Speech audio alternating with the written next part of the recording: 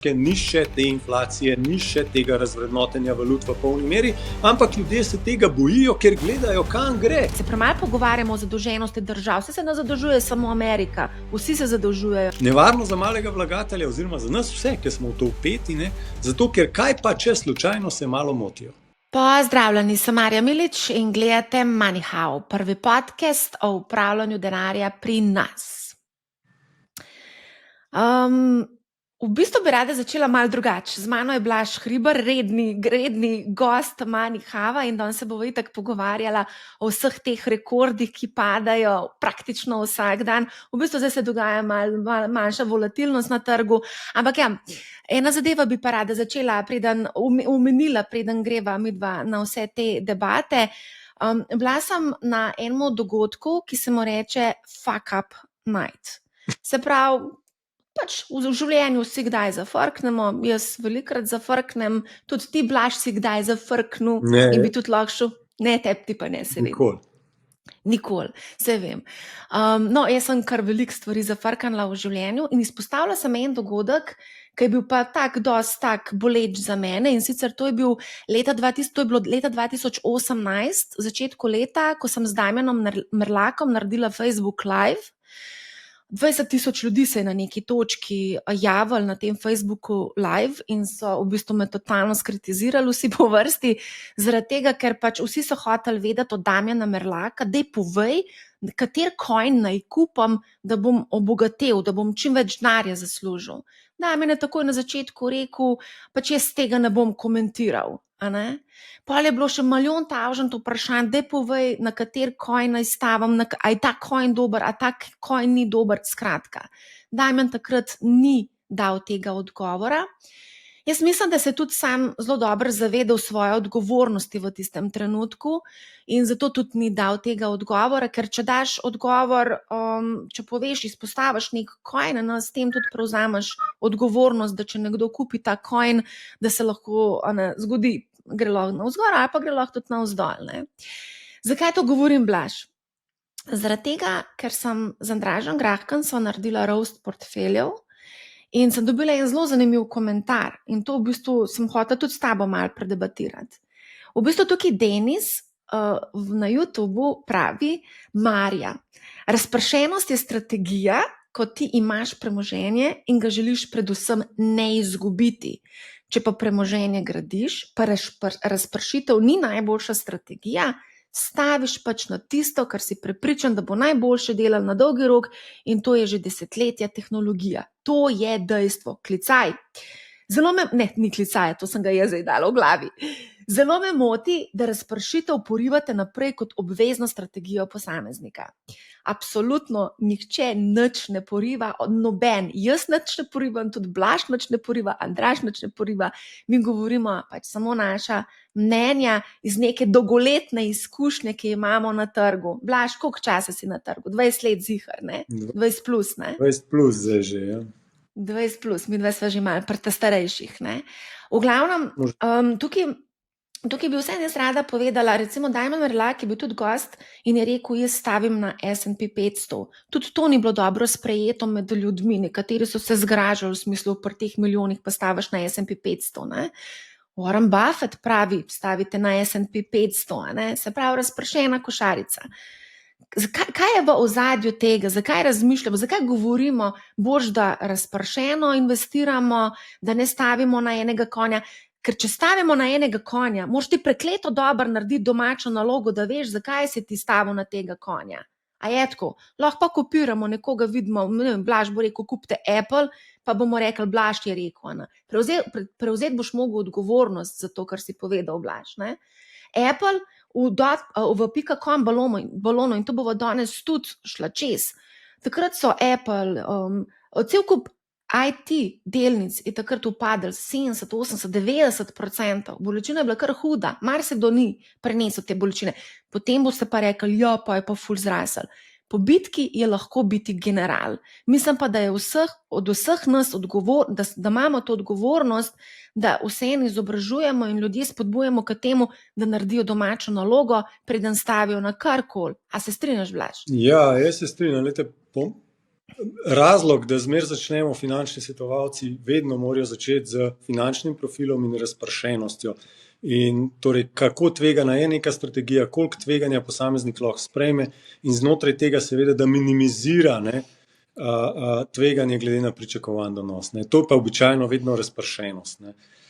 Kar se tiče skoncentriranih stav, ne, se jim z razlogom reče stava. Ne. To ni, bom rekel, to ni dolgoročna naložba, to ni varčevanje, bom rekel, v teh produktih, ampak lahko je to podjetniška stava na nekaj, lahko ste prepričani v nekaj, lahko verjamete v nekaj, ampak jaz vedno rečem, ko mi nekdo začne z argumentom vere, ne, da jaz nisem veren in da nisem v poslu vere, da to so druge institucije za to. Ne. Mi tukaj delamo z denarjem, mi varčujemo v denarju, varčujemo na srednji in predvsem pa na dolgi rok, konkretno mi, ker smo pokojninska družba, in tukaj določene zakonitosti so skozi zgodovino pač dokazane, veljavne, izhajajo iz narave ljudi, iz naše psihologije, iz tega, kakšni mi smo. Ne. Deloma mislimo vedno, da smo racionalni, v resnici pa nas čustva še kako močno mečejo levo, desno, gor, dol. Ne. Če imate kakšne najstnike doma, ne, midva jih imava, ne, to še kako dobro veva. Tako da govoriti zdaj o tem, da je edina prava stava, da naredim domačo nalogo in stavim vse, kar imam na to, kar sem na tej domači nalogi ugotovil, je precej lahkotna misel, malce naivna, predvsem pa preveč, bom rekel, samovšečna.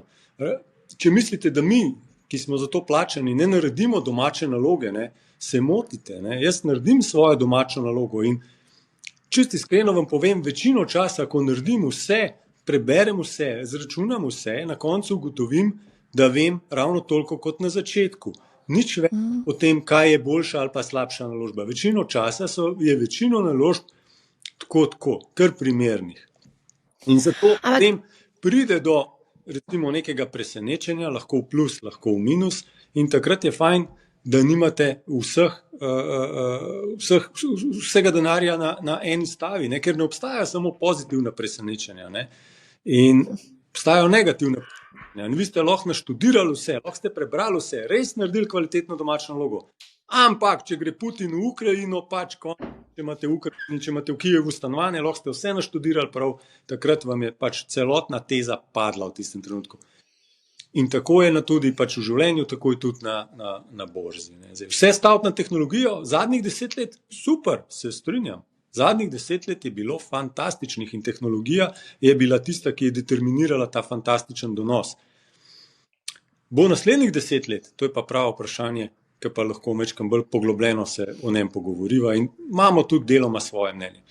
Naša mnenja, ne, ko jaz govorim o nečem, o delniškem trgu, recimo, da je tehnologija draga, deloma sloni to na dejstvu. V primerjavi s čim je draga? V primerjavi z lastnim vrednotenjem v preteklosti in v primerjavi z drugimi panogami. Zakaj je draga? Se bomo pogovorili. Ali bo tako draga v prihodnosti? Ne vem. Vem pa, kako je v preteklosti bilo ob podobnih situacijah, ob podobnih, bom rekel, dejavnikih. Ne? In iz tega črpam pač, bom rekel, smernice, kam bi se kaj lahko razvilo, kaj je bolj drago, kaj je bolj tvegano in kje morda je manj nevarnosti. Ne. Glede na to, da zadnje čase padajo rekordi, ni važno, a je to slovenska borza, je to poljska borza, je to tehnološki boom, a so to orožarske delnice ali pa banke v Evropi, ne, je veliko več, bom rekel, mojih skrbi usmerjenih v tveganja, ne, v to, kaj pa je kaj narobe, koliko pa bo kje padel, ne bi rad bil polno investiran tam, kjer pač je drago, je nategnjeno, je visoko, pa se morda pričakovanja ne uresničijo. Ne. Veliko manj vprašanj sam sebi zastavljam zadnje čase, kje pa so tiste priložnosti za močne kratkotrajne zaslužke, ne, a je zdaj ta prav čas za to. Z našega zornega kota v bistvu ne, no. Ej, ampak točno o tem sem se hotela s tabo pogovarjati. Beremo vsak dan o nekih rekordih, ampak jaz se pa hočem pogovarjati s tabo o tveganjih. Pa ne samo jaz.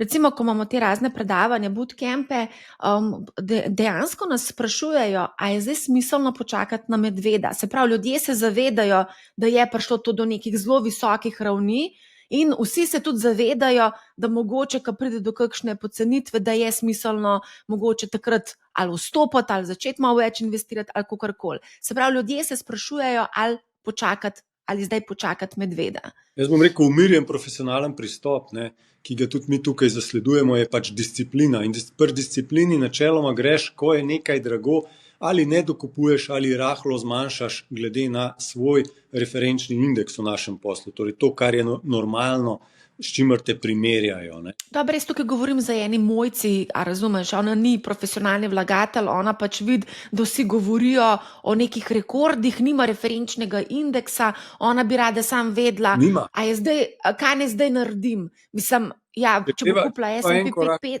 Tako, no, da bo referenčni indeks MSCI World, ne? Ajde. Okay, kaj je v MSCI World? Po stroki bo prišla hitro do tega. Ne? MSCI World, iShares, whatever. Noter ima čez 70% ameriških delnic, 72, 73, ne vem koliko je danes. Polovica od ameriških delnic, če greva na S&P 500, skoraj polovica delnic je tehnoloških in tehnološkim podobne, torej tiste, ki so v drugih sektorjih kot Amazon, Google, Facebook, Netflix, pa so v osnovi, dajmo reči, tehnološke, ker jih dostopamo prek interneta do njih. In torej so v zgodbi tehnologije, AI, kripta, whatever, karkoli hočete. In na koncu imaš polovico od ameriških, pa ameriške so 72, skratka imaš 35%, ta mojca ima 35% delnic premoženja naloženega v tehnološke delnice. Polovica od teh 35% je 5 firm, 5, tukaj mojih prstov, 5. In to so vse podprte z AI zgodbo v zadnjih 3 letih. Brez tega ne bi bilo tega.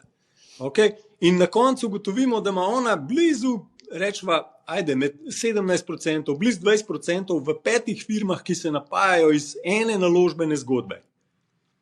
Mojca je še kako izpostavljena do gospoda Trumpa, še kako je izpostavljena do ameriškega tehnološkega balona in še kako je izpostavljena do tega, a bo OpenAI s ChatGPT-jem uspel to monetizirati ali ne. Če ne bo uspel, se celotna veriga domino učink začne dogajati in se bo dogajal na ameriških delnicah tehnoloških najprej, potem na ameriškem gospodarstvu, potem na svetovnem gospodarstvu in na koncu se bo začel dogajati tudi v spodnjem dupleku pri mojci. Ne? Pa tudi, če nima MSCI World, ne? Če nima S&P 500, ne? Če ima samo slovenske delnice, ne? Tudi, če pride do resnih premikov v svetovnem gospodarstvu in na svetovnih borzah, bo premik prej ali slej, ne? Pa verjetno kar prej, ne? Se začuti tudi, karikiram na Ljubljanski borzi ali pa kjerkoli pa svoje. Se bo začutil na Ljubljanski borzi, mogoče tudi zaradi kakšnih drugih potez, ne. Ampak lej, a greva mogoče, zdaj si omenil AI balon, vidimo balon tudi na zlatu, preko $4,000 za trojansko unčo, vidimo tudi srebro se približuje $50, če ni že tam za trojansko unčo, Bitcoin je na neki točki prebil rekord pri $125,000, zdaj padel na, ne vem, $121,000. Skratka, zelo veliko se dogaja, zelo veliko se govori o rekordih. Dobar, tukaj moramo biti korektni in povedati, da te rekordi padajo v ameriškem dolarju, ko pa preračunamo v evre.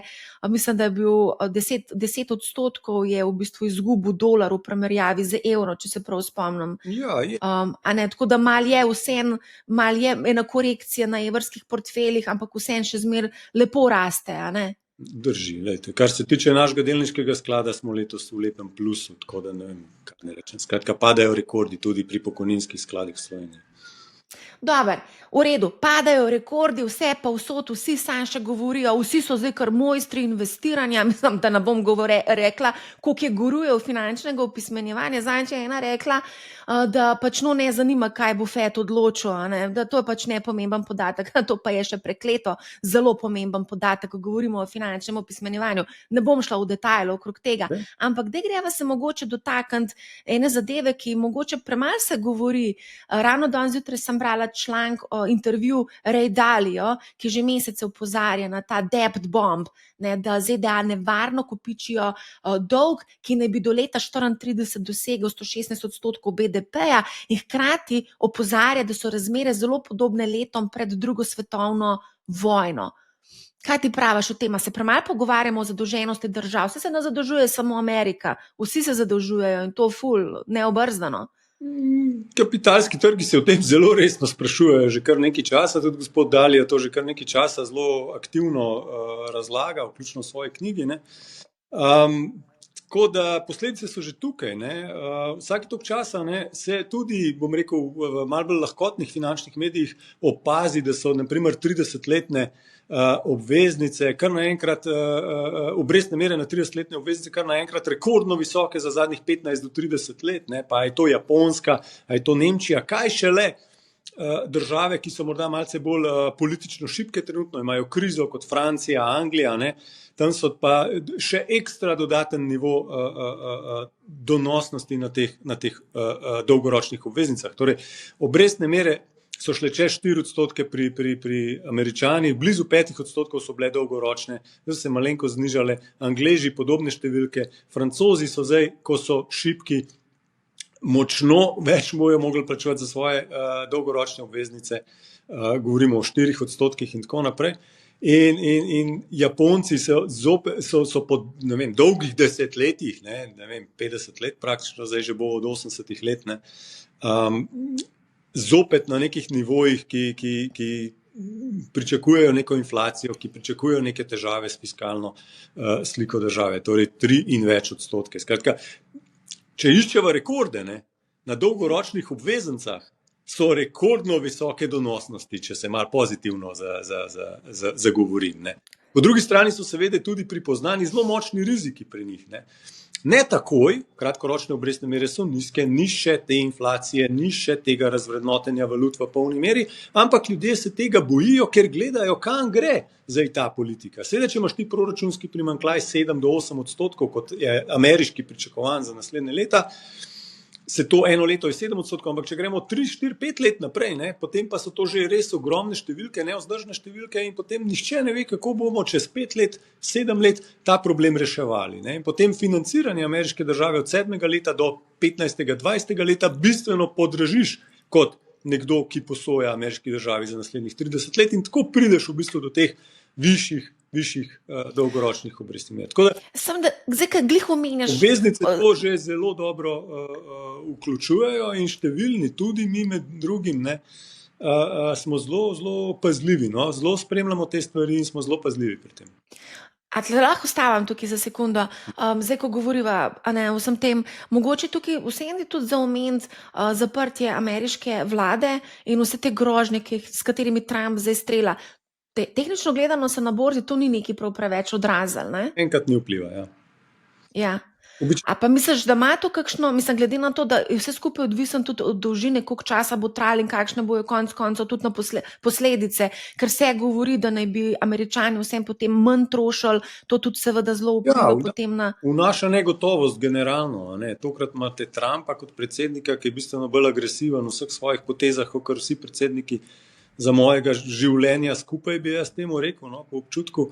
Tako da je težko predvideti, koliko časa bo to trajalo, pa kakšne posledice zelo bo imel, ampak dlje, kad traja, bolj negotovi so seveda Američani. Manj si volja niti takrat v večje nakupe in to se vidi tudi v potrošnji Američanov, že vidi tudi potem v njihovem gospodarstvu, če greš gledati dovolj podrobno, vidiš v razpoloženju, vidiš v pričakovani inflaciji strani potrošnikov. Tako da kar nepar šibkih točk klele je, ki te napeljuje na to, da seveda ta shutdown temu pač enostavno ne koristi.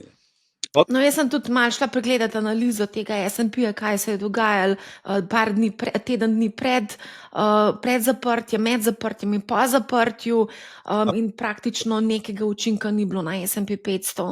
Tako, čeprav so bile pač, vlada je bila najdalj časa zaprta leta 2018, 34 dni. Tako da ni bilo nekega blaznega učinka. Med zaprtjem je celo zrasel S&P za 10%. Če ste malo ciničen, če javna uprava neha delati za en teden, se bo svet podrl. Ja, če rabaš glih takrat pasoš, ker moraš nekam potovati, mislim, mogoče imaš problem. A zdaj recimo to zadolževanje, a bi to potencialno lahko bil nek večji problem? Da, seveda. Sej to v bistvu izhaja, če greva na to, recimo mi smo predvsem doma na evropskem obvezniškem trgu, kupujemo obveznice evrske, podjetniške in državne in tukaj vidiš, kaj se dogaja. Vidiš, da je Evropa šla zdaj v fiskalno trošenje za energetsko neodvisnost, fiskalno trošenje ogromno za obrambno, bom rekel, neodvisnost od NATO, oziroma sploh kakršnokoli obrambno sposobnost. Ne. In te zneski so res ogromni, ki jih prihajajo tako strani Evropske komisije, posameznih držav, zavez, da bomo dali 5% BDP-ja za NATO, in potem tukaj pač pride do celega, bom rekel, ekosistema v gospodarstvu, ki se na to naveže, vključno z bankami in tako naprej. Ne. Ampak kar je poanta za obveznice, vidimo, da so države dale zaveze, da bojo dale ogromne zneske za te namene, ne.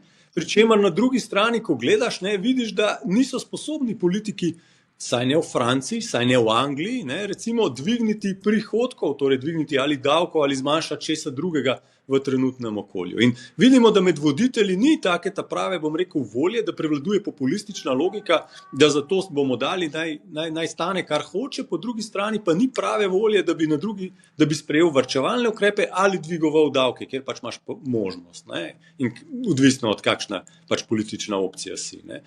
In če tega ne narediš, seveda se vse skupaj začne poslabševati in pri tistih bolj ranljivih, ne, ki so že, bom rekel, leta in desetletja finančno manj disciplinirani, ne, kot Francija, na primer, ne, torej so že vedno imeli malo višje proračunske primanjkljaje, malo več trošili, ne. Tam se zdaj to začne zelo jasno kazati v ceni zadolževanja. A se bo to spremenilo? Ne vem, zaenkrat nič kaj zelo ne kaže, da gremo v kakšno drugo smer, kakor pa pač v to smer, ne. In to pa pomeni večje proračunske primanjkljaje, večje tveganje, da te primanjkljaje, te javne dolgove monetiziraš prek nizkih obrestnih mer, prek inflacije, prek centralnih bank. Vidimo tukaj napade na centralne banke, ne. Te so se zelo okrepili v zadnjem času. Včasih smo se pogovarjali o Turčiji, ne. Zdaj se pogovarjamo o Trumpu, Pavelu pa Lisi Cook, ne, ki je menda je odpuščena ali ni odpuščena iz odbora, ne, Ameriške centralne banke. Tako da tukaj so Pa ne samo v Ameriki, danes zjutraj sem brala, da se tudi do Orban pritiska na šefa centralne banke. Ja, verjamem, Orban ima pač svojo banko. Pa tudi Poljska je v bistvu presenetila z dodatnim znižanjem ključnih obrestnih mer, ne. Generalno, če sem čisto iskren, vidimo, ne, da zadnje čase se centralni bankirji zelo z veseljem oprejo morda na kakšno šibko točko, kot inflacija se je znižala, ni pa nizka, brezposelnost ne pada, je stabilna, skratka, kjerkoli razlog jim v bistvu prav pride, ga z veseljem, bom rekel, pograbijo, znižajo in igrajo skupaj to igro financiranja ključnih prioritetnih nacionalnih interesov, ali je to energija, ali je to obramba, ali pa mogoče onshoring, obramba, avtomobilske industrije, karkoli že pač, ne. In ta miselnost, ne, jaz sem še toliko star, da se spomnim, ne, tiste miselnosti, ki smo vsi šparali, se spomniš, austerity measures, ne, pa trojka, ki je prišla v Južno Evropo in Slovenijo in tako naprej. To so bili čisto drugi časi, takrat je bilo res modern šparati pri sebi, v podjetju, v državi, posod, ne. Danes tega zagona absolutno Dobesedno, takrat ne samo troši ali investira. Danes se reče investira, ne troši, ne. Države investirajo v obrambo, investirajo v industrijo, investirajo v to, ampak bomo videli, kam bo to prišlo. Kdo mora to financirati in tisti, ki smo običajni financerji, torej obvezniški trgi, ne, to, bom rekel, malo skeptično in zaskrbljeno spremljajo. Ko je prišla trojka v prost, takrat nismo mali človek, je takrat razmišljal, kako bo denar pod polštrom imel, sam toliko. V glavnem, oziroma spraševali so se, bo evro sploh preživel. To je bilo tisto. Se spomnim, ko sem dobivala ogromno vprašanj, a se splača tu kakšno drugo valuto. Greva midva zdaj na eno drugo temo. Greva na borde. Dejansko vsa ta negotovost, ki trenutno vlada v svetu, se pa dejansko odraža v ceni zlata, ki je prebila $4,000 za trojansko unčo in v bistvu letos je zlato pridobil 51%. Govorim v dolarjih, ne me zdaj tlele linčati, v dolarjih govorim. V evrih, recimo, ja. In samo da ti to povem, gledala sem letne donosnosti v zadnjih, ne vem, od leta 1970 in sem ugotovila, da je letošnje leto zlato najbolj donosno v zadnjih 45 letih. Nazadnje je bil zlato, je pridobil 133% leta 1979, takrat, ko sem se jaz trudila, ampak takrat je bila inflacija, mislim, da v Ameriki nekaj čez 10%, a ne? Tako da danes je pa tam okrog, koliko je 4%, nekaj taga, ne? Ja, še kaj ni. Ali je 3%, ne, trenutno je pa 2,9%, sem tle napisan, 2,9%. Zdaj pa ti meni povej, kaj se tukaj dogaja? Kaj poganja ceno zlata? Vem, da zelo veliko zlata kupujejo centralne banke, predvsem države, mislim, trgi v razvoju. Pa gledala sem zadnjo statistiko, ker je tudi Poljska ena izmed večjih neto nakupovalcev zlata. Kaj se tukaj dogaja? Ja, jaz bi začel tam, ko se je vse skupaj začelo. No. Začeli ste z Rusijo pa Ukrajino, če mene vprašate, ne. Takrat se je začel ta premik v zlato. Ne. Deloma je bila sama vojna, pa takrat je bil celo strah pred svetovno vojno in tako naprej, kratek čas, no. Ampak je bil. Torej strah je pognal ljudi v varnost, zlato ponuja pa zaščito, torej zavarovanje pred koncem sveta v finančnem smislu ali pa v dejanskem smislu. Ampak sočasno rastejo pa tudi bitcoini, sočasno raste tudi borza. Kakšna varnost je to? A smo razpršili? Ne, čak. Nadaljevali se je pa s tem, ne, da so zasegli devizne rezerve Rusiji. Takrat, kar je okoli bilo mednarodnega, so takrat blokirali dostop Rusije do njenih mednarodnih deviznih rezerv, torej beri do dolarja.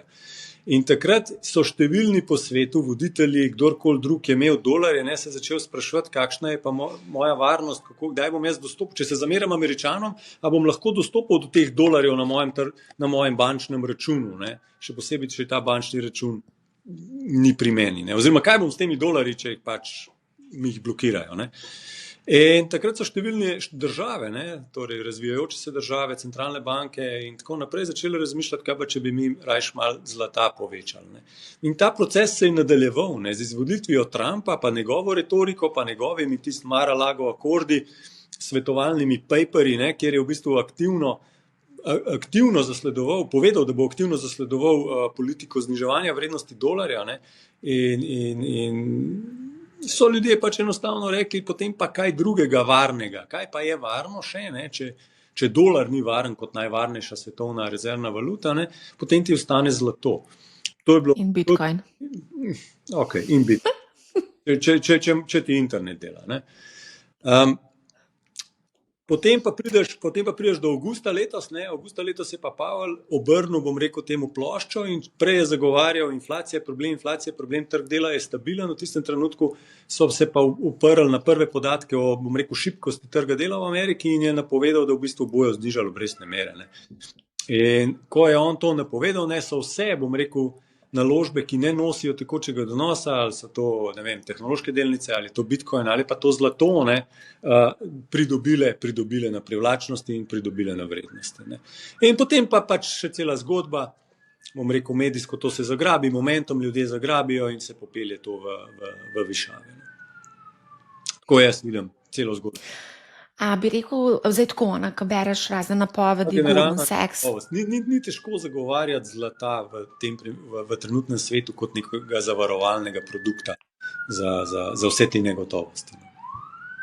Drugače, Blaž, zdaj itak vsi špekulirajo, a se zdaj splača kupiti, čeprav smo zamudili, ta vroči vlak, vroči balon, ki se napihuje tudi na ceni zlata. Pa te bom tako, Goldman Sachs je napovedal, da bo do konca 26 ali celo do konca ne vem kjerga leta, da bo cena zlata se pač narasla na $5,000 za trojansko unčo. Tako da tukaj potem seveda ljudje vidijo še, da je prostor za rast in hočejo skočiti na ta vroči vlak. Kaj se ti misliš o tem, o teh napovedih? V teh napovedih jaz tako rekel, to so vroče naložbe preteklega leta. Če je zlato plus 35, so pa obrambne evropske delnice plus 100%, so slovenske delnice plus 50%, so evropske banke plus 60%. Ne vem, je ameriški čipi, ne, so tudi plus 60-70%. Tako da to so vroče naložbe. Moj osnoven nasvet, ne, pri vročih naložbah je, da če je malo vroče, dajte rajš malo prste stran, dajte mogoče tisto, kar je ekstremno rasel, malenkost, zmanjšati pozicijo, pa dokupite kaj, kar je bolj, bom rekel, nepopularno, pa prinaša vse nek stabilen. No, prav. Pa povej, kaj je trenutno nepopularno, ker zdaj vse, kar gledamo, je zelo vroče. Povej, kaj je nepopularno. To pa najtežje vprašanje, ki si mi ga lahko zdaj zastavila, ne, ker... Izpostavil si. Ne, sem, ampak tudi jaz iskreno nimam enoznačnega odgovora tole, ne, dajmo to kupiti, kako je pa varno. Lahko je zlato varno, lahko je denar varen, lahko je, ne vem, jaz imam najrajši čisto iskreno delnice. Razlog je pa čist zato, ker jaz to dojemam kot realno premoženje, torej odporno do v precejšnji meri odporno na iste probleme, ki poganjajo trenutno zlato pa Bitcoin, torej razvrednotenje, bom rekel, fiat denarja, če hočete v tem jeziku govoriti, ki pa niso, bom rekel, na vrh na nakupnem seznamu. No, skratka, tisto, kar je bolj spodaj po ekstremni donosnosti v zadnjem letu. Ne. In to je vse kaj tazga, kar bi človek v bistvu zelo težko danes rekel, da bo šel kupovati. No.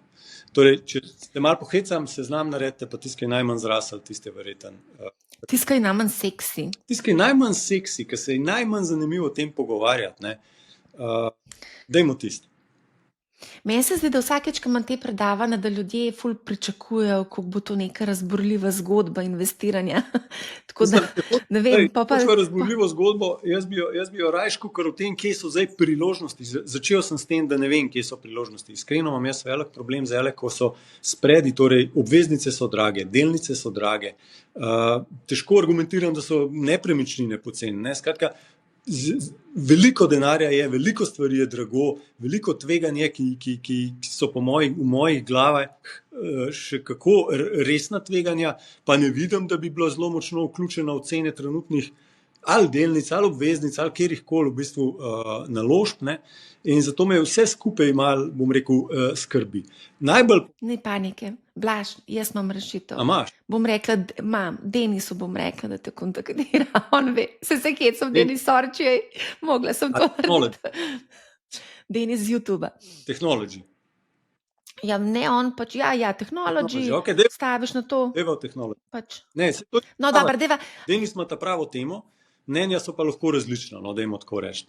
Ampak tema je absolutno ta prava. Imamo AI balon, ki je ta zadnja iteracija technology balona v zadnjih 15 letih. Začel se je z iPhoneom oziroma Appi in z vso to, s tem ekosistemom nadaljevali z cloudom, potem smo dobili Bitcoin pa kripto in od 22 naprej imamo AI, ne, pa ChatGPT. In zdaj ta ChatGPT pa AI je ta glavna tema, ki poganja vse to skupaj gor. Te rekordi generalno, jaz to vidim, če izvzameva res specifične zgodbe, je povezana z umetno inteligenco in vsem, kar oni zdaj pravijo, da bojo zgradili, naredili, čipe kupili in tako naprej. In ta zgodba je sumim oziroma se mi dozdeva v zadnji četrtini svojega razvijanja. Ne. Zakaj? Zato, ker zdaj že res govorimo o abnormalnih donosih, ko AMD objav sodelovanje z OpenAI-om, pa gre plus 40% v 2-3 dneh. Sem zelo vesel, da imamo to delnico, ampak zelo slabo razumem njihov, bom rekel, poslovni model. Ne. In sem šel gledati intervju z gospo, ki je šefica AMD-ja, torej direktorica, in ona to razloži, mi v njim verjamemo in mi gremo z njimi all in. Dobesedno all in je rekla, to je pokerski izraz za poker. Ne. To, ko staviš vse, kar imaš, pa kar bo, pa bo. All in grejo na umetno inteligenco in na procesno moč vseh računalnikov, da bojo poganjali vse, kar zagovorniki AI-ja želijo. Ne. In meni je to malenkost strašljivo, ko gremo gledati, kakšne številke so to. Včeraj sem prebral, pa bom danes citiral, gospod Richard Jarc me na to upozoril v svojem članku, sem šel preveriti in absolutno drži. Ne. Prostega denarnega toka imajo največjih 5 firm na svetu, ki so prej rekla, da so več kot tretjina S&P 500, ne. Imajo za cirka $300 milijard na leto lani. Samo OpenAI govori, da bo v naslednjih parih letih investiral 1,5 angleško trilijona, po slovensko bilijona, torej 10 na 12 dolarjev, torej 300.500 je razmerje. Torej, največjih 5 firm na svetu, ki je več kot tretjino S&P 500, na leto samo 1/5 tega cash flowa lahko proizvede, kot OpenAI, ki še ni nikoli dobička naredil, pa nič podobnega, ima namen investirati v naslednjih 3-4 letih. To so res nepredstavljivo ogromne številke in noben ne ve, kje bo ta denar dobil. Oni so pri VC-jih, pri private equity-jih že kroge nabirali, so že bili v arabskih državah, so že bili pri Softbanku, so že bili pri vseh, ki imajo denar za ta namen in so jim ga že dali, kar so mislili. Zdaj imajo pa kreativne finančne ideje, ne? se povezujejo z Nvidijo, se povezujejo z AMD-jem, se povezujejo z Broadcomom. En drugega, bom rekel, podpirajo, en drugemu dvigujejo promet, prihodek, ne, in krepijo celo zgodbo investicijsko. In to je, malo rečeno, bom rekel, nevarno. Nevarno za malega vlagatelja oziroma za nas vse, ki smo v to vpeti, ne, zato ker kaj pa, če slučajno se malo motijo? Kaj pa, če je preveč tega denarja vloženega v to? Kaj pa, če tisto, kar bomo dobili čez par let iz tega, ne bomo tako zelo cenili, govorimo o denarju, ne? In potem so še druge pasti tukaj, ne? Začenja se že dolžniško financiranje vseh teh datkov, teh čipov, ne? Torej ne samo, da gremo zdaj na leverage, ne samo, gremo direkt v čisto enostavne dolžniške posle, kjer se zavaruje posojilo z čipi v data centru, ne. Pričemer vsako leto zdaj dobimo nove čipe, ne. Ta stare vržejo ven, zato so ta novi 10-krat, 20-krat bolj zmogljivi. Torej, vzameš nekaj, kar čez 2 leti, vprašanje, če bo še kdo rabil, ne. In tako te stroški se kopičijo in na koncu, ko gremo gledati, zakaj pa ljudje uporabljajo umetno inteligenco danes, konkretno ChatGPT je dal lep paper ven, ki ga je naredil skupaj z ameriškim NBER, je kratica, ameriški umar je to, ne, pa en profesor z Harvarda so lepo pogledali, zakaj ljudje uporabljajo ChatGPT, ne, in ugotovili, da za vsak dan je naloge, kako se nekaj naredi, kaj je nekaj, za nekaj, kar smo prej uporabljali, bom rekel Google, ampak malo dlje trajalo, pa več sponzorskih linkov je bilo. Če želiš malo bolj direkten, malo bolj lahkoten pristop, greš prek tega. In ljudje grejo, seveda. To deluje, ampak ali je to vredno toliko in toliko ogromnih vložkov, to bomo pa še videli. Investirajo, govorijo, da bojo podjetja to uporabljala. Ja, točno zakaj, pa zaenkrat ne znajo povedati. Tako da v bistvu ta vidnost denarnega toka, predvsem pa vidnost profitabilnosti, ne, teh naložb je zelo, bom rekel, v oblakih oziroma neki megli. Ne. In ukolikor se to ne izkaže po čist tisti poti, kot oni to vidijo, ne, res za to eksponentno, ekstremno rastjo, ne, so seveda lahko razočaranja visoka, velika. Ne. In ob takih zneskih razočaranja pa pomeni precejšno razočaranje tudi potem za vse vlagatelje. In ta del iskreno nas precej skrbi. Ja, točno to, kar si zdaj govoril, o tem zadolževanju in o teh kreativnih načinih, v bistvu iskanja denarja za financiranje vseh teh njihovih podvigov. Ampak ja, samo da ti še povem, tle sem našla en ful dober podatek, na tem tehnološkem inštitutu na MIT so ugotovili, da 95% organizacij zabeležilo ničelni donos iz svojih AI naložb. To so na Bloombergu pisali. Ja. Hkrati so pa tudi tle citirali eno raziskovalno podjetje, ker so rekli, ker so ugotovili, da do leta 2030 ne bi AI podjetja potrebovala 2000 milijard dolarjev skupnih letnih prihodkov za financiranje te računalniške moči, potrebne za izpolnitev vseh pričakovanj glede tega povpraševanja, ampak da bodo njihovi prihodki verjetno za 80 milijard dolarjev pod to mejo, so še napovedali. Tako da tukaj so res velike številke v igri, ne? Tako da številni se bojimo, da so te investicije zneskovno previsoke, čeprav tehnologija deluje. A ne? Pač, tehnologija umetne inteligence, torej large language models, pa tako naprej, ne? Pa potem manjši, parcialni, zasebni, to deluje, ne? Ampak koliko bomo mi kot družba pripravljeni za to plačati, ne? To je tisto pravo, po mojem mnenju, vprašanje. Ne? To je pač napredek pri procesni moči, pri kako računalnik komunicira, v bistvu interaktivnost med nami in računalnikom napreduje, ne? Ampak to je dodatno orodje, ki nam olajša delo. Ne pa, saj do zdaj absolutno ni to revolucija v načinu našega življenja, dela, ne vem česa vse. Čeprav kar spreminja stvari, no. Blaž, naprimer, kaj spreminja? Je recimo moj način dela totalno spremenil. Tudi konec koncev, veliko stvari se spreminja. Tudi nekateri poklici bodo izumrli zaradi te inovacije. Strinjam. Lej, to se vse strinjam, ampak na koncu treba pogledati, koliko boš za to investiral in koliko za to dobiš. In zdaj zaenkrat, karkoli tebi spreminja življenje, za to ekstremno malo plačuješ. Ne? Ja? Torej, kar plačujem. Imela sem kar večjo investicijo, ker sem naredila modri AI, ampak v redu, nekaj denarja je bilo treba investirati v to. Je na 20 evrih ali pa na 200 evrih ali pa na nečem takem. Zdaj, če greš pa razvijati pač svoje zadeve na svoje, to pa malo več stane. To pa več stane, ne? A greva mogoče sam še Naredila je pravi napredek, je pravo to, ne? Ampak pri vsakem takem konkretnem projektu, v konkretni firmi, ne, bo treba najti problem, ki ga bo AI reševal in znesek, ki ga boš za to plačal in ti bo to, boš rekel, ja, plačam toliko za rešitev tega problema. Zdaj nismo v tej fazi, zdaj smo v fazi, da verjamemo, ne. In klej po mojem, lahko se zgodi velik razkorak med dejansko uporabno vrednostjo v evrih, ne, pa med tem, koliko se zdaj investira v to. Skratka, oni grejo na slepo, na polno, all in. Okay, EPP moment. Iti z njimi. EPP moment, če lahko ustavim, glede na to, da govoriš o teh nekih investicijah v te zgodbe, koliko si pripravljen plačati. Če hočete plačati, modri AI je v sklopu MoneyHow premium paketa. Se zgecam. V glavnem, ja, dala sem ga v premium paket, vključno s taksistentom, s katerim si lahko pomagate pri oddaji davčne napovedi.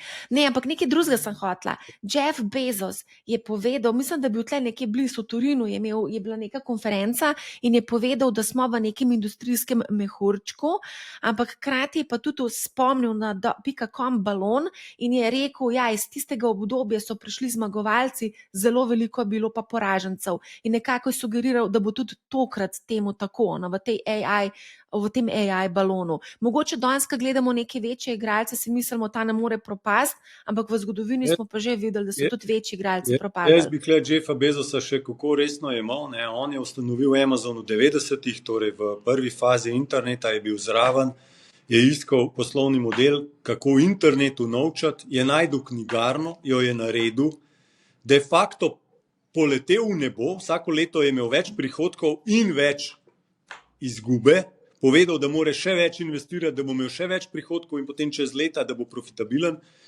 Potem je prišel pok balona, njegova delnica je šla dol 90 ali 98%. 90, ne vem, na pamet, generalno.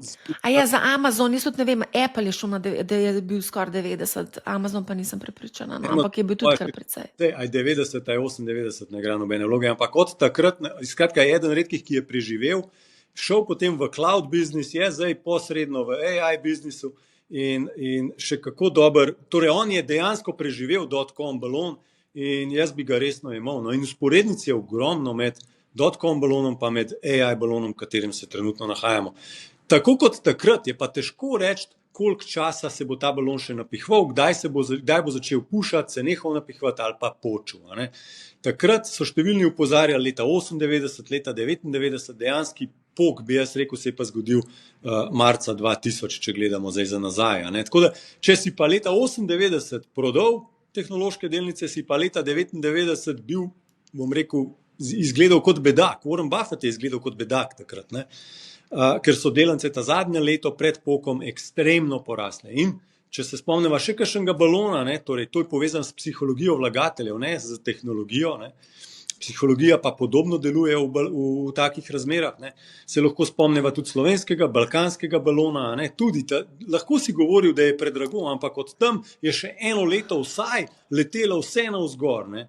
In si enostavno, kaj ne rečem, zamudil ekstra donos. Ali pa bil na koncu srečen, ker nisi vse zgubil. Odvisno. Podobno je tukaj, ne? Torej kratkoročno, če zdaj gremo na napoved, kratkoročno se jaz vidim šanso, da ta balon pač se še malce napihuje. Vidim interes javnosti, tudi ti omenjaš, da je to v redu. Skratka, številni zaenkrat to omenjajo, iščejo in tako naprej. In ta momentum obstaja, ta pozitiven marketing, pozitiven moment za AI-jem obstaja. Ampak prišel bo en čas, ne vem kdaj, sumim pa enkrat od danes do čez 2-3 leta, enkrat v tem obdobju, ko bojo vlagatelji, ki sedaj dajajo, ki so dajali in dajajo denar za vse te data centre, za vse te čipe, ne, pač tudi kakšen evro zahtevali nazaj od teh gospodov. Ne, in takrat se bojo pač računi polagali. In vprašanje, če bojo imeli dovolj denarja za plačati se račune. To je moj pomislek. Ne. Sumim zelo, da ne. Ok, zdaj, ko si omenil slovenski del, oziroma balon na Balkanu, bi pa jaz rada povedala, mogoče imamo pa celo danes balon na ljubljanski borzi. Počak, wait a minute. Trenutno, če pogledava, mislim, da 45% je letos SBI top pridobil.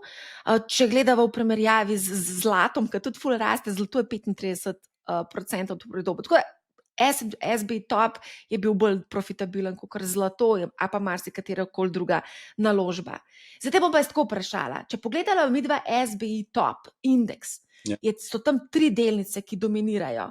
Krka, NLB in Petrol. Zdaj se bova pa midva pogovarjala o tveganjih. Za Krka ima, mislim, da 20%, koliko ima Krka izpostavljenost do Rusije? A se spomniš v glavi, imaš številko? Imam. Mislim, da to je njihov največji trg. 2000 ljudi imajo tam zaposlenih, 1900. Kdorkoli želi od vlagateljev, lahko na internetu pogleda njihovo polletno poročilo, tam noter piše, koliko je vzhodna Evropa in točen Rusija, koliko prodajo v Rusiji. Tam potem iz tega tudi vidiš, da v vzhodni Evropi mislim, da imajo 133 milijonov dobička od 256-260 milijonov v letošnjem prvi polovici, ne?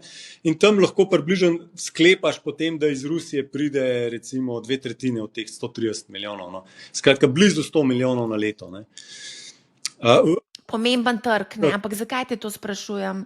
Zaradi tega, ker je prišla informacija, da Putin grozi v bistvu z neko zaplembo teh tujih podjetij, ker tudi konec koncev Krka deluje na tem trgu. Ne? Vsekakor. Krka ima tovarno tam nekje pred Moskvo in Ruska federacija je njihova največji posamezni trg.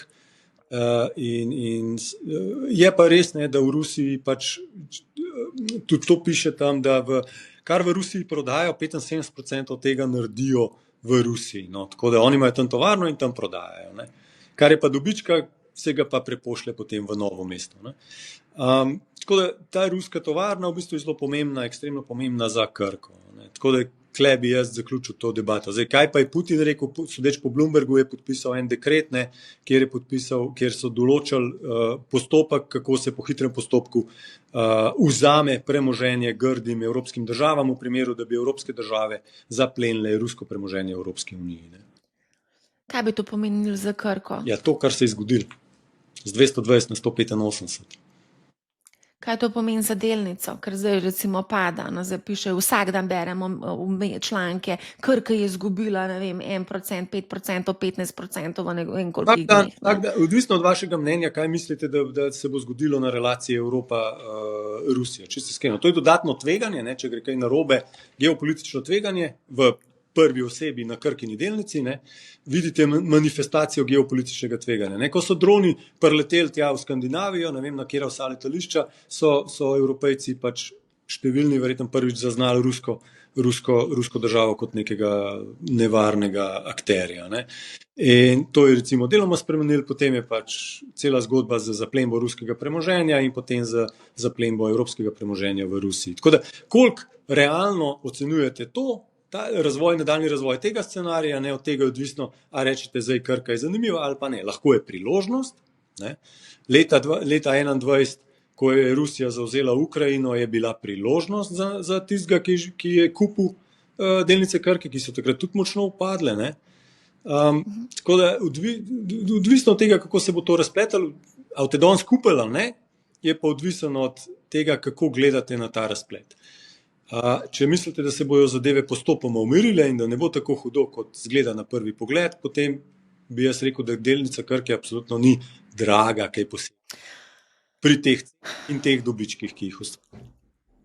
Kar mi je všeč pri Krki, no, če so že glih pri Krki, kar mi je všeč pri Krki je, da so pač resna profesionalna organizacija, ki kontinuirano dela dobro že 15 let. Ne. In kar je še mi zanimivo je, da jaz iskreno se bojim demografskih trendov, torej vedno manj je otrok, vedno manj je delovne populacije, vedno manjša je, gospodarstvo se krči. In ko se gospodarstvo krči, je ekstremno težko imeti naložbo, ki bo pa zrasla v vrednosti, bo imela višji dobiček in tako naprej. Informacija je ena tistih panog, ki bo ta zadnja v zatonu, ker ona služi starim ljudem, starejšim. Ne? In v bistvu tudi pri Krki se to lepo vidi, ne, ker ima v bistvu enake trge vsako leto obdeluje z generičnimi zdravili, torej ni nekih, ne vem, kakšnih revolucij, ampak vsako leto prodajo več tablet. Ne.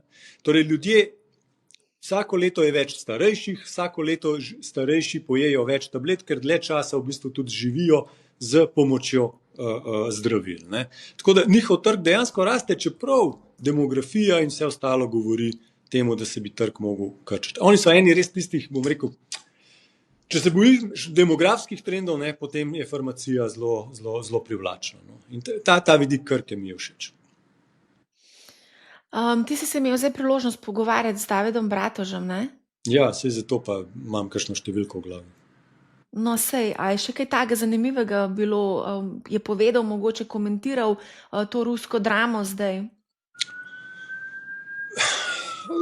Mislim, oni to pač seveda spremljajo, ampak z vidika vlagateljev je to, bom rekel, dodaten nivo tveganja. Ne? Kako se to not v ceno vključi, vsak po svoje to vključi, nekateri so očitno se odločili, da je nižja cena bolj primerna. To je vse, kar bo on povedal ali pa kar jaz lahko na to temo povem. Ja, sej vem, da ima določene omejitve, Pa kar se tiče same komunikacije. Telefonsko številko od Putina, pa kar se priporočam, da mi pove, kaj. Ne, ampak dejansko, ko mi govorimo o investiranju na slovenski trg, marsikatera dejavnik tveganja pogosto kar malo pozabimo, zaradi tega, ker smo v bistvu patrioti, a ne, in investiramo v produkte, kar ko poznamo, vsi se vemo, ki ima tovarno, marsikdo pozna koga, ki dela v Krki, a ne, ampak ni poanta to, poanta je to, ko ti kupuješ delnico, moraš se zavedati vseh potencialnih tveganj, ko pač ne staviš na enega konja. Ne? Je absolutno strinjam. In ta konj, imamo 3 konje, ki poganjajo SBI top, ta drug konj je pa NLB. NLB ima pa 20% bilančnega dobička, mislim, da v Srbiji. V Srbiji imamo kar veliko skozi imamo neko politično dramo. Študenti še vedno štrajkajo, menda, da se zdaj celo nekaj z droni dogaja tam na Kosovu. Potem izpostavljena tudi banka v Bosni, tam grozijo z nekimi referendumi, tako da tudi tam je neka politična negotovost, neka geopolitika, ki potencialno tudi lahko vpliva na NLB, pa ne samo to, na NLB tudi seveda politika Evropske centralne banke lahko zelo vpliva. Drži. A kaj te zanima v zvezi s tem? Zanima me, kaj za temi, rada bi se pogovarjala o tveganjih. Ker ne moramo govoriti, Blaž Brodnik je full fine menedžer, super menedžer je, ampak mi kot investitor moramo gledati na tveganja, ki potencialno lahko grozijo našemu profitu. On se zaveda vseh teh tveganj in se lahko s tabo o tveganjih z veseljem bi verjetno tudi pogovarjal, tako da je kar ta pravno slov. Mislim, jaz se zdaj s tabo pogovarjam, jaz se drugače lahko z njim pogovarjam. Ne bom citiral njega, ampak ti povem svoje mnenje. Ja, prosim. Absolutno. NLB ni slovenska, ampak je balkanska banka. Že v leta več kot polovico dobička dobi iz balkanske regije. Konkretno je prva banka v Makedoniji, druga banka v Srbiji, druga banka v Bosni. Tako da dejansko dobiček, ki ga vi dobite, dividendo, ki jo dobite, ne, polovica te dividende je prišla z Balkana. Ne. Tako da tega se morate zavedati. Ne. Zdaj, to je nestanovitna regija, ampak ravno to je deloma priložnost skupine NLB, da se znajde, bom rekel, v teh njim domačih trgih, ne, in že 15 plus let, ne, tam deluje, bom rekel, uspešno. Ne. In lahko to, podatki to dokazujejo, ne, torej poslujejo uspešno zadnjih 15 let tam. In zdaj, lahko vam je to všeč, lahko vam to ni všeč, to je čisto vaše mnenje. Riziko je, centralna banka, je znižala 4/2, ampak NLB dobiček je ostal na približno isti ravni, tudi neto obrestna marža se je malenkost samo znižala, ne, torej NLB posluje odlično, kljub temu znižanju iz 4/2%, ker je na drugih področjih uspela to nadoknaditi. Kje? Povečala je kredite prebivalstvo želi več kreditov, jih je vzelo, več kot 10% več kot lani, stanovanjskih in potrošniških, in NLB tam pač ima ustrezno obrestno mero in nadomesti izpad, ki ga pač ima na denarju, ki ga pač plasira v Frankfurt, v ECB. Ne. Tako da, ja, so to tveganja, absolutno, ampak jaz jih ne bi rad pretirano napihnil. Razlog, da ne, je pa, da ko pogledamo vrednotenje NLB-ja, je to, po mojem mnenju, ustrezno ovrednoteno, ko pogledamo recimo PE. Ko pogledamo ceno NLB-ja, pa ne v evrih, ampak glede na dobiček na delnico, vidimo, da je PE 7 ali pa 7, nekaj za naslednje leto. Če boste šli zdaj v sosednjo Italijo pa rekli, da je Unicredit mi bolj všeč, ali pa v Španijo Santander mi bolj všeč, ali pa v Francijo BNP mi bolj všeč, tam ni 7, tam so številke od 10 do 12 do 13. Tam dividenda ni 7, 8, ampak je kakšno odstotno točko manj. Tako da to vse, bom jaz rekel, je nekako po mojem mnenju dokaj fair, ovrednoteno pri NLB-ju. A to tveganje obstaja? Ja, seveda, zato pa je NLB cenejša kot pa delnica, naprimer Unicredita ali pa Intese ali pa Santanderja. A to to mi je zanimivo. To morate pa sami si odvisiti, koliko vam ta dejavnik tveganja krati spanec.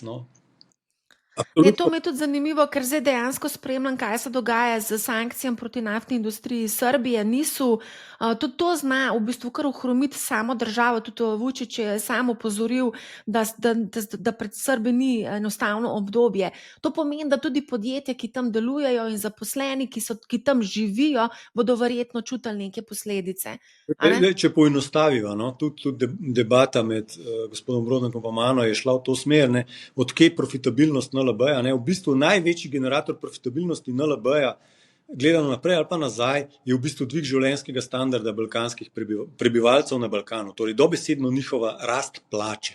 Ker rast plače je tista, ki takoj dvigne, bom rekel, kupno moč in potem imajo ljudje možnost, da nekaj varčujejo, da se zadolžujejo in odplačujejo to kredit in tako naprej. Skratka, da postanejo bolj večja stranka za banko in bolj profitabilna stranka za banko. In tukaj v bistvu bi jaz rekel, če mislite, da bo Balkan prosperiral v smislu rasti plač, potem je NLB seveda odlična stava na to zgodbo. Tudi ena redkih, takih institucionaliziranih priložnosti, dejansko likvidna in tako naprej. Če mislite, da temu ni tako, potem pač dajte prste stran od NLB-ja, ker to ni samo slovenska banka, ampak je pač, kot sem rekel, njihova domača regija je Zahodni Balkan. Ki je politično precej nestabilna. Vidimo zdaj, kaj se dogaja. Srbija, Bosna, droni neki, zdaj se je še pletel v nek besedni dvoboj z Erdoganom. Skratka, v redu, ampak okay. Držali tudi 1, 2, 5 ali pa 10 let nazaj, pa kljub temu je delnica NLB naredila 47% na leto v zadnjih 5 letih. No, v redu. Daj sam še to mi povej. Zdaj smo delali te analize teh portfeljev, ljudje so nam poslali 40 portfeljev, različnih smo dobili in veliko portfeljev vsebuje kar precej velik delež slovenskih delnic. 20, 30, celo 60 in več. Ja. Koliko procentualno bi ti rekel izpostavljenost do tega našega trga? To sem te že 1000krat vprašala, vedno si odgovoril 5, mogoče 10%. Moj odgovor, čim manj, v naših portfeljih je nekaj teh delnic do 3, 4, 5%. Imamo sicer nekaj tega, ampak razlog je bil čisto naše analitsko mnenje izpred vseh let nazaj, ko smo tudi govorili, da so slovenske delnice pač izredno ugodno vrednotene. PEI, ki smo jih videli v Sloveniji, dividende, ki smo jih videli v Sloveniji, tega drugje po svetu takrat ni bilo možno v tem obsegu najdati. Zdaj, ko se je to, pač bom rekel, normaliziralo, pač ni več takega močnega analitskega motiva. Tako da ne dokupujemo pretirano ali pa sploh ne in rahlo zmanjšujemo. To je vse, kar na to temo lahko rečemo. Hrvaški pokojninski moram te izvati zdaj. Hrvaški pokojninski skladi pa ful investirajo. A res? V slovenske delnice, so eni večjih delničarjev. To so, ampak ful investirajo v slovenske delnice. Mislim, jaz sam vem to, da so ful. To tezo je treba preveriti, tako da pogledaš njihovo premoženje, pa rečeš, kakšen odstotek imajo v Krki. Ja, vse to smo delali, smo naredili to analizo, pa imajo kar veliko izpostavljenost do slovenskih delnic v primerjavi z vsemi naložbami. Pa lahko rečem samo hvala Hrvati. Oziroma zelo lepo mnenje imajo o Slovencih. No, evo, vidiš. Hrvati nas imajo pod črto radi. Tako, drži. Pogosto imajo balkanski narodi lepše mnenje o nas, kot mi sami o sebi. Sami o sebi, bravo, Blaž. A te lahko še nekaj vprašam? Dala sem anketo delati na LinkedInu in sem vprašala, pač vse leti, borze, kripto, zlato, je to začetek nove rasti ali mir ali zatišje pred nevihto? 40% preveč dobro, da bi trajalo. So odgovorili 26%, kar se mi zdi kar velik odstotek, to je šele začetek. 21% čas je za unovčevanje dobičkov. Kaj ti misliš? Jaz mislim, da kratkoročno je momentum izredno močen in si ne upam reči, da čez en mesec bo vse 20% ali pa 5 ali pa 10% nižji. Tako da momentum je zelo močen, balon se napihuje. Moj pregled zgodovinskih balonov, pa moje izkušnje z baloni so, da je ekstremno težko napovedati, kdaj se bo zlomil. Ko se zlom, se pa zlom orang. Kaj bo tisto, ki ga bo zlomil? Številna so tveganja, o katerih so se tudi midva danes pogovarjala, kdaj bo to počelo, kdaj bo kapitalski trg rekel dovolj je, ne znam napovedati, ampak v takih situacijah jaz raje zmanjšam malo pozicijo, sem malo bolj previden, v naših portfeljih smo previdni, ne da smo vse prodali, ampak rahlo zmanjšujemo, se pripravljamo, če pride do kakšnega zloma, da bomo imeli municijo, da bomo imeli prosta denarna sredstva za dokupovanje naložb takratno. Tako bi jaz to zaključil. Torej, če rečem kratkoročno, imajo prav unika pravijo, je šele začetek, se bo nadaljevalo. Če gledam srednjeročno, bo prišlo do tega, da bo treba kakšen evro na vseh teh vročih zgodbah zaslužiti in takrat bojo veliki problemi.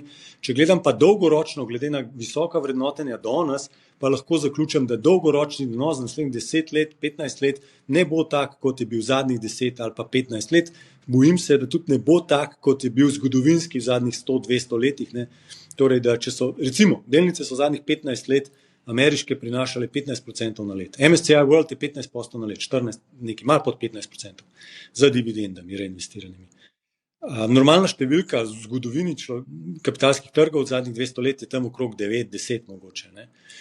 Zdaj imamo pa še vse možne izzive, visoko vrednotenje, demografijo, ki gre v kontrasmer, kot zadnjih 100 let in tako naprej. Tako da jaz bi prej rekel, če gledamo zdaj za naslednjih 10, 15, 20 let, bolj neka številka okrog 6%, 5, 6, 7%, se mi zdi bistveno bolj realna od danes naprej. Kako volatilno bo, bomo videli. Vidimo, da je zelo volatilno zdaj navzgor, vsi smo veseli, ampak kar gre gor, kar gre hitro gor, močno gor, ne. To je pa fiska, ne? To je pa fiska, prej slej gre tudi dol, ja. Tako da, mi smo previdni, kaj ne drugega rečem. Imajo vsi tri, v bistvu imajo vsi trije prav, samo izbrati morajo časovno komponento. Vidiš, kako ti bi bil lahko diplomat, Blaž, vidiš, z vsem se strinjaš. A mogoče samo še ena zadeva, ta, ki se zdaj omenjaš, ta balon, napihovanje balona. En ekonomist, Hyman Minsky, ameriški ekonomist, je razdelil te balone na 5 faz, premik, se pravi pojav nove tehnologije, a pa neke tržne priložnosti, AI, razcvet, boom, optimizem in rast cen spodbudita široko sodelovanje vlagateljev, to vidimo, euforija, vrednotenja izgubijo stik z realnostjo. A smo že tlele? Da. Smo. Pobiranje dobičkov, pametni kapital začne izstopati. Ti si pametni kapital. A je pametni kapital začel izstopati ali tudi vstopajo kakšne druge naložbe zdaj? Ta prvi, ja. Ta prvi, ja. Kaj pa, če se spet prezgoden, Blaž? Ponavadi sem, ampak sem še zmeraj, se midva pogovarjava, še zmeraj imam službo. Torej, raj sem mogoče kakšen korak prezgoden, kakšen korak prepozen. No, evo, vidiš. In ta zadnja faza je panika, množična razprodaja in propad vseh teh podjetij, ki so se napihovali v tem obdobju. V tej fazi bi jaz rekel, da profesionalni vlagatelji, racionalni, tisti, ki gledajo, bom rekel, celotno sliko, ne, širše, ne, tisti so že zelo zaskrbljeni glede celotnega financiranja AI infrastrukture in jaz sem med njimi, no, in torej v tej fazi zdaj smo. Ne. Tako da zdaj bomo rabili dodatne dokaze, da ta AI bo monetiziran relativno hitro in odločno, ali pa bojo imeli pač gospodje iz AI zelo zahtevne investor koleno. Ok, a bova še kakšen, kako bova zaključila? Da naj Kaj traja, bova dala še kakšen namig? naj čim dlje traja. Kaj, a ta pravljica? Borzna veselica, v kateri smo zadnje, torej od 23, 24, 25. Aha, bomo še nekaj časa plesali. Upam, da do konca leta. Letos, ampak za naslednja 3 leta, če tako govorimo, ne, če dava eno vzporednico z dotcom balonom, ne, internet je za uporabnika navadnega bil izumljen leta 95, ne, marca 2000 se je balon zlomil, ne, to je bilo 5 let recimo. Ne. Zdaj smo 3 leta v AI balonu. Ne. Tako da, če copy-paste naredimo, ne, imamo še mogoče 2 leti. Mogoče. Mogoče 2 leti. Imamo še mogoče 2 leti. Evo, to je lahko tudi naslov te epizode. Ja, ampak kot Se sploh hecam. mora biti footnota, če gremo po isti poti kot .com balon. Ja, seveda, seveda. Blaž, najlepša hvala za super debato. Ful si bil the best. Hvala lepa, ti tudi, ti si bila tudi the best. No, cool. Hvala ti. Hvala tudi vsem, ki ste naju spremljali, poslušajte Money-how, ne bo vam žal. A ja, pa pojdite pogledat novo spletno stran money-how.si. Srečno! Nasvidenje, hvala.